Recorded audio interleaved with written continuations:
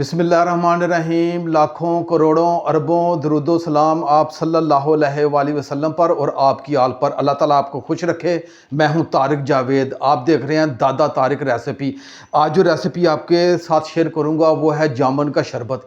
बहुत कम वक्त के लिए जामुन आती है, बहुत मज़ेदार शरबत है। आए अपनी रेसिपी की तरफ चलते हैं। जी, मैंने जामुन 1 किलो लिए हैं, इसे अच्छे तरीके से धो लिया मैंने। जामुन के शरबत के बहुत फ़वाइद हैं, ये पेट की गर्मी के लिए बहुत फ़ायदेमंद है।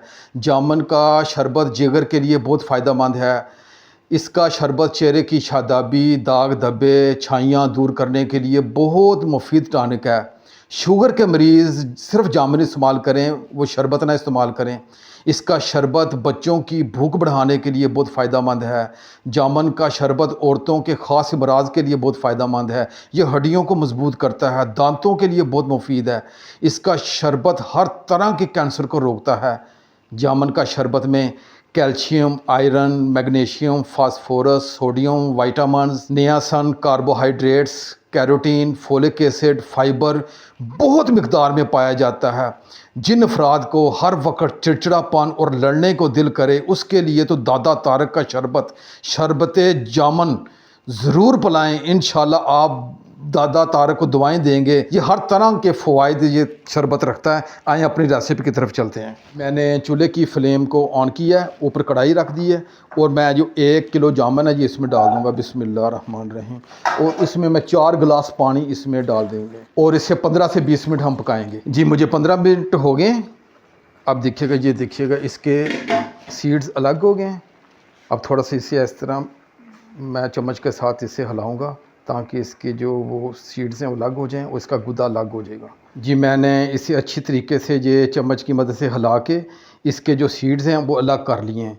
लेकिन इसे हम फेंकेंगे नहीं ये, क्योंकि शुगर के लिए इसका सफ़ूफ बनाएंगे। मैं अलग वीडियो में इसका सफ़ूफ बनाने का तरीका बताऊंगा। बहुत ज़बरदस्त जो है ना इसका शुगर के मरीज़ों के लिए सफ़ूफ होता है। ये मैं अलग इसे सुखा के संभाल लूँगा। इसका मैंने गुदा निकाल लिया और इसे ब्लेंडर में ब्लेंड करके इसे दोबारा इसमें डालेंगे हम। जी, मैंने ब्लेंडर में इसका गुदा निकाल के ग्राइंड कर लिया। अब एक छन्नी लेके इसमें ये छान लेंगे। बिस्मिल्लाहिर्रहमानिर्रहीम।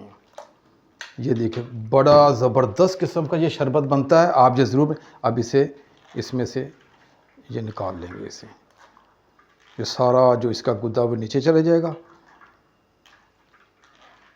अगर मेरी वीडियो अच्छी लगे तो मेरी वीडियो को लाइक ज़रूर किया करें और सब्सक्राइब भी ज़रूर किया करें। ये आपकी तरफ से प्यार होता है और हौसला अफजाई होती है। ये अच्छे तरीके से हम इसे जी मैंने अच्छे तरीके से वो छन्नी में छान के बेहतरीन किस्म का ये महलूल जो है ना ये हमने पकने के लिए रख दिया। अब 1 कप चीनी है ये इसमें डाल दूँगा। बिस्मिल्लाहिर्रहमानिर्रहीम।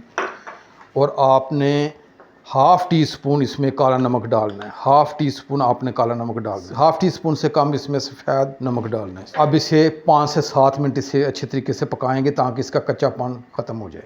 जी, मुझे 10 मिनट हो गए इसे पकाते हुए। अब इसमें मैं 3 टेबल स्पून वो सिरका डाल दूँगा। आप लेमन भी डाल सकते हैं। बिस्मिल्लाह।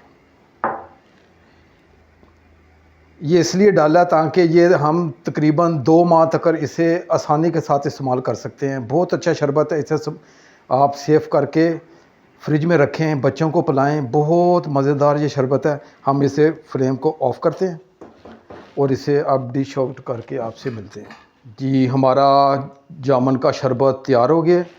अब इसे हम जार में या किसी बॉटल में डाल लेंगे और 2 माह तक इसे हम इस्तेमाल कर सकते हैं। आप मेरी रेसिपी को ये 2 माह तक हम इस्तेमाल कर सकते हैं। मैंने ये जार रखा हुआ है अपने बच्चों के लिए। इसमें जार में इस डाल के इस तरह ये मैं फ्रिज में ये 2 माह के लिए ऐसे महफूज कर लूँगा। बिस्मिल्लाहिर्रहमानिर्रहीम। और जब भी आपने बच्चे मांगे इसका तरीका का, जैसे ये गिलास है इसमें थोड़ी सी बर्फ़ डाली और ये थोड़ा सा आपने ये डालना है और ये साथ पानी आपने डाल देना है। ये लें, बच्चों के लिए बेहतरीन किस्म का जामुन का ये शरबत तैयार है। ये देखिएगा ज़बरदस्त किस्म का जामुन का ये शरबत तैयार है।